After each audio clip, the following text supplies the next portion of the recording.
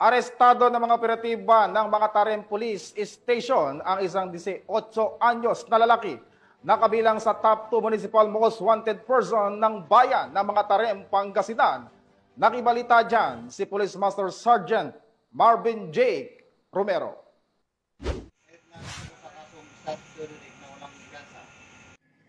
Naresto ng mga otoridad ang top 2 municipal most wanted person na si Car, 18 anyos, residente ng Barangay Pisok, Orbis Tondo, Pangasinan dahil sa kasong statutory rape.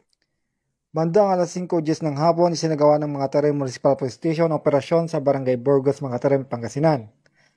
Ang pag-aresto ay base sa warrant of arrest para sa kasong statutory rape na walang nirekomendang piyansa.